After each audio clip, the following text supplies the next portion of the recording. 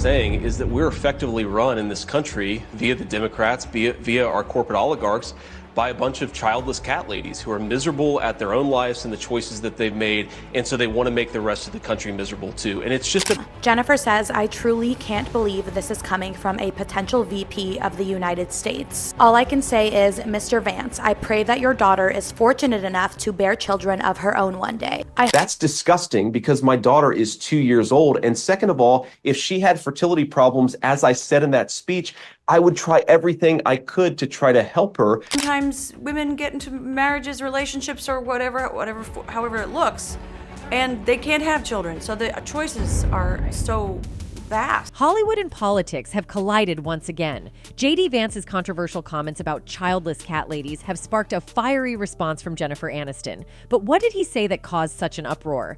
And how did Jennifer Aniston respond so fiercely? Saying is that we're effectively run in this country via the Democrats, via our corporate oligarchs, by a bunch of childless cat ladies who are miserable at their own lives and the choices that they've made, and so they want to make the rest of the country miserable too. And it's just Jennifer Aniston didn't hold back. She hit out at J.D. Vance, accusing him of disrespecting women. But what exactly did she say? And why did it provoke such a strong reaction from fans and the media? Sometimes women get into marriages, relationships, or however it looks, and they can't have children. So the choices are so vast. As the drama unfolds, social media is buzzing with reactions.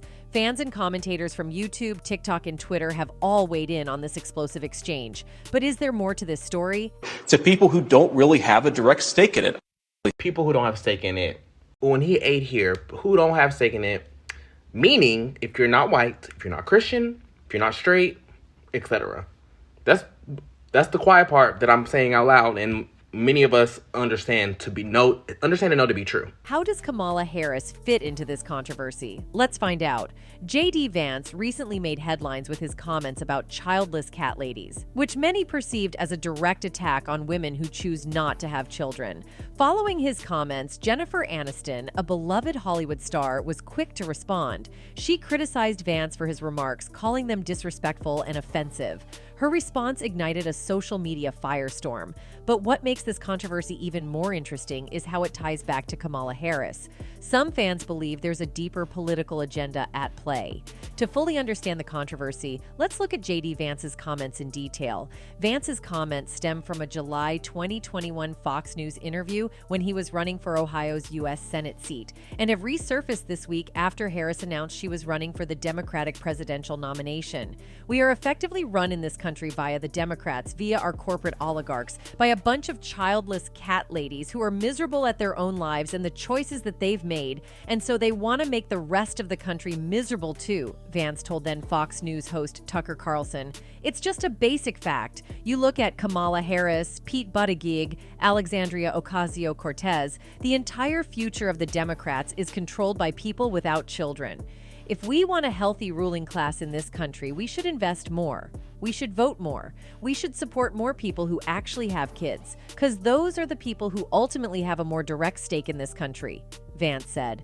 Saying is that we're effectively run in this country via the Democrats, via our corporate oligarchs, by a bunch of childless cat ladies who are miserable at their own lives and the choices that they've made, and so they want to make the rest of the country miserable too. And it's just Vance, who is Ohio's junior senator, was chosen last week to be former President Trump's running mate in the 2024 presidential election. Vance's positions on abortion and IVF have been brought up by Democrats after the announcement.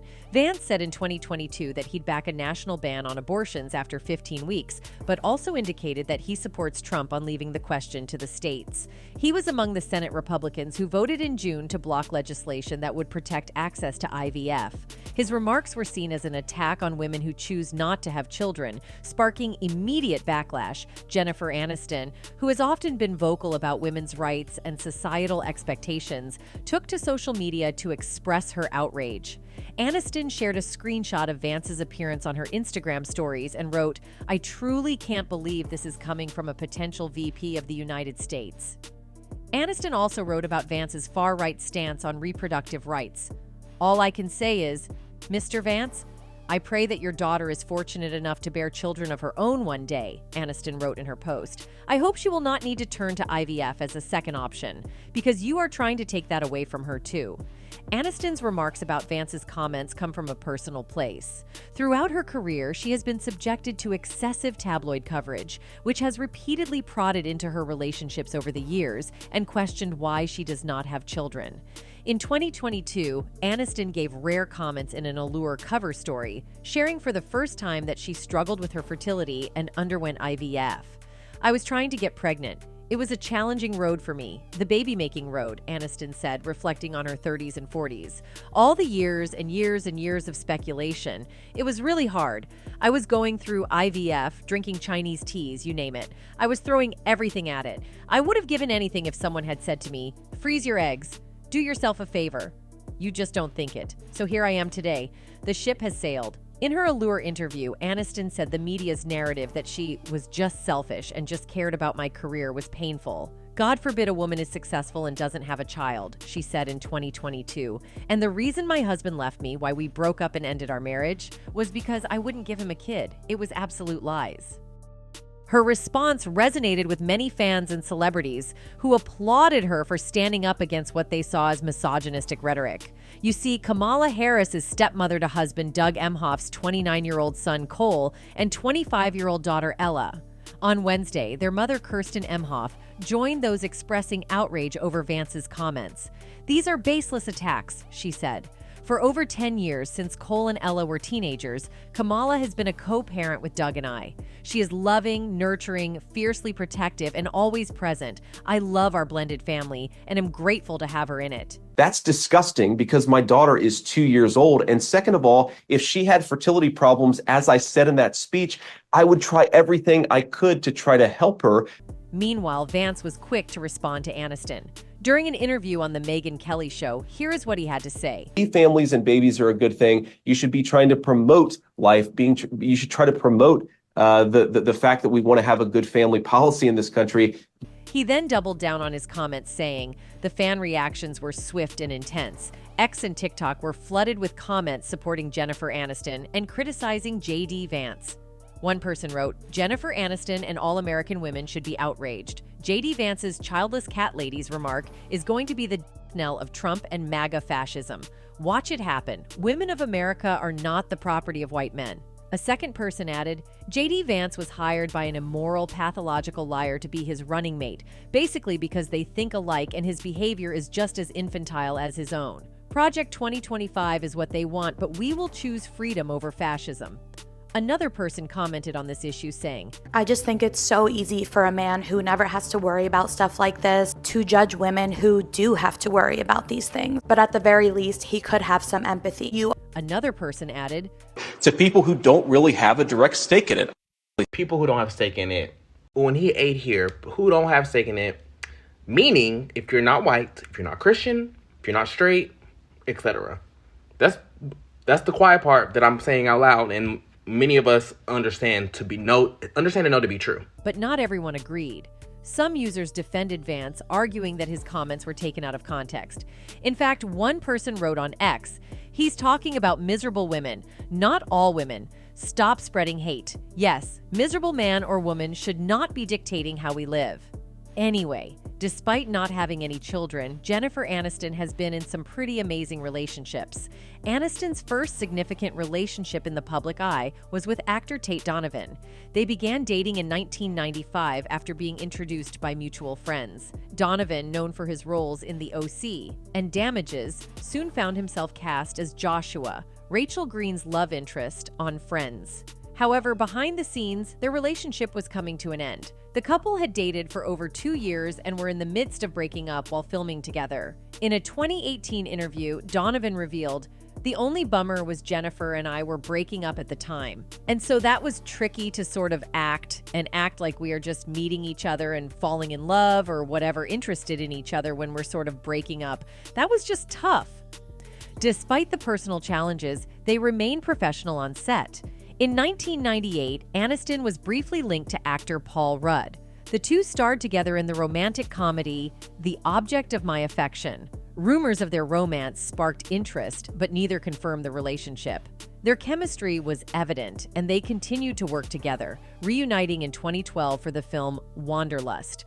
When asked in an interview with GQ if it was weird to kiss on screen given their long history, Aniston humorously replied, "Nah, I've kissed him for years," while Rudd added, "We've made out for decades." Their close bond remains, and in 2021, Aniston celebrated Rudd's Sexiest Man Alive title with a sweet Instagram tribute. The most notable and highly publicized relationship of Aniston's life began in 1998 when she started dating Brad Pitt. Their agents set them up on a blind date, and they quickly became one of Hollywood's golden couples. They made their first public appearance at the 51st Emmy Awards in September 1999, and 2 months later, they announced their engagement. The couple wed in a lavish Malibu ceremony on July 29, 2000, attended by 200 guests, including Courtney Cox, Edward Norton, and Cameron Diaz. Despite their fairy tale romance, the marriage ended in January 2005, shortly after Pitt filmed Mr. and Mrs. Smith with Angelina Jolie. Their divorce was finalized later that year, but Aniston and Pitt have remained on friendly terms, famously seen chatting backstage at the 2020 Screen Actors Guild Awards. In 2005, following her split from Pitt, Aniston began dating actor Vince Vaughn. They met while filming The Breakup in Chicago. Their relationship was confirmed during the film's wrap party in September 2005. Vaughn was a source of comfort for Aniston during a challenging time in her life. In a 2008 interview, she referred to Vaughn as her defibrillator, saying, "He literally brought me back to life. My first gasp of air was a big laugh. It was great. I love him. He's a bull in a china shop. He was lovely and fun and perfect for the time we had together." However, their relationship ended in October 2006, with Aniston's rep announcing their mutual decision to part ways, but continue their friendship. In 2007, Aniston had a brief romance with British model Paul Sculfer. They dated for several months, but it never developed into anything serious. A source at the time noted, "There was chemistry, but the truth is that Jen wants to settle down with a reliable man and start a family. Paul travels a lot and is constantly surrounded by beautiful women." Sculfer, who has worked with brands like Giorgio Armani and Versace, went on to marry socialite Federica Amati in 2016. Aniston's next high-profile relationship was with singer John Mayer. They met in early 2008 at an Oscars party and began dating shortly after. Their on-again, off-again relationship lasted about a year, officially ending in March 2009. Mayer later attributed their split to their 8-year age gap, saying in an interview with Playboy, "I'll always be sorry that it didn't last. In some ways, I wish I could be with her. But I can't change the fact that I need to be 32. He also mentioned their differing views on technology and social media, noting that Aniston was still hoping it would go back to 1998, whereas he embraced the digital age. Despite Mayer's comments, Aniston responded with grace, acknowledging their human complexities and expressing her deep care for him. In 2009, Aniston was linked to actor Bradley Cooper. They starred together in He's Just Not That Into You and were rumored to have had a brief summer fling. Although the relationship was short-lived, Aniston and Cooper have remained close friends. They reunited in 2020 to present Barbra Streisand with a SAG Life Achievement Award. That same year, Aniston was also rumored to be dating Gerard Butler. The two actors worked together on The Bounty Hunter and appeared quite cozy during the film's promotion. Butler's constant praise for Aniston fueled the rumors.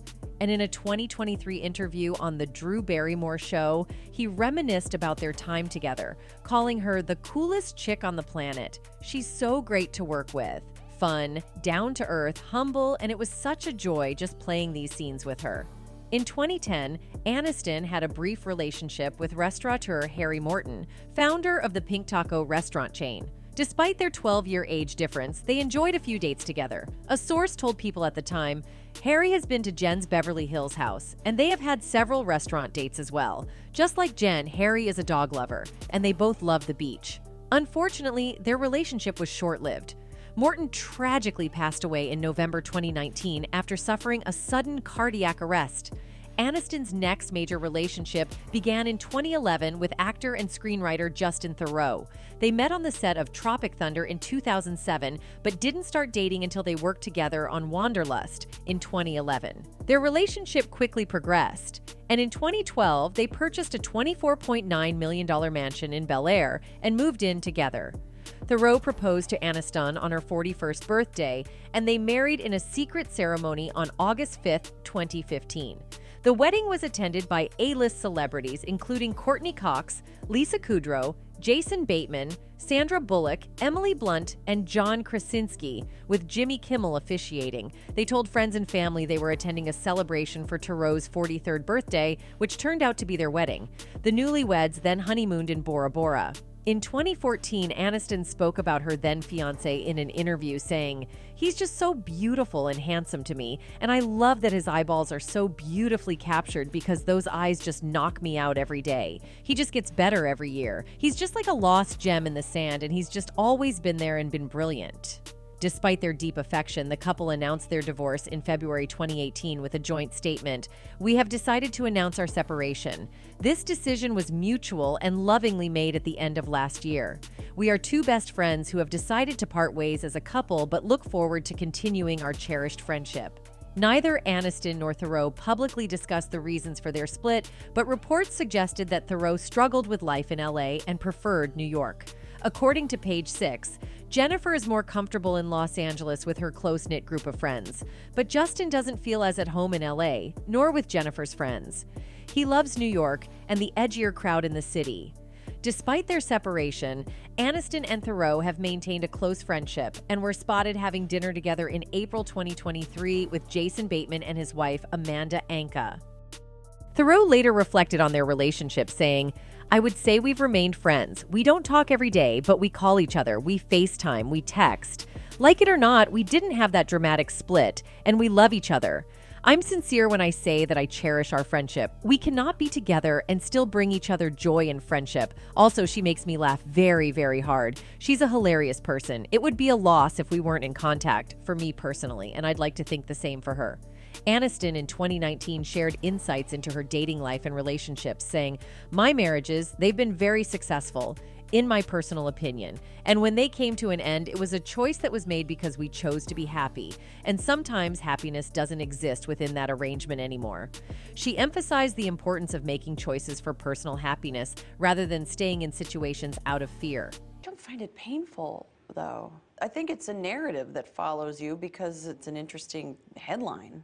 It's more of a media-driven topic. In 2021, rumors swirled around a potential romance between Aniston and her Friends co-star David Schwimmer. Their mini reunion for an Uber Eats Super Bowl ad rekindled fan hopes of a Ross and Rachel romance in real life. During the Friends reunion episode that aired in May 2021, both Aniston and Schwimmer admitted to having crushes on each other during the filming of the iconic show. Schwimmer confessed, "At some point we were both crushing hard on each other, but it was like two ships passing because one of us was always in a relationship and we never crossed that boundary. We respected that."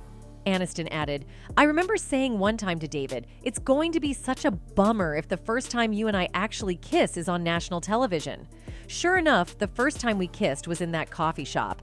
So we just channeled all of our adoration and love for each other into Ross and Rachel. Schwimmer later commented on the fan reaction to their revelations, saying, "It was surprising to me. I didn't expect that the reunion would move people so much. It was really sweet." Despite the rumors, both Aniston and Schwimmer have maintained that they are just close friends. Anyway, beyond the immediate backlash, Vance's words revealed deeper societal and political issues. The clash between Jennifer Aniston and JD Vance touches on themes of women's rights, societal expectations, and political agendas. Jennifer Aniston's outspokenness on these issues has made her a target for political criticism, with some arguing that her Hollywood status gives her a platform that others don't have. As the drama continues, the tension between Jennifer Aniston and JD Vance is far from over. Will Vance issue a public apology, or will he double down on his comments? And how will Aniston's fans and supporters continue to respond? Only time will tell. Anyway, that's it for this video, folks. Bye.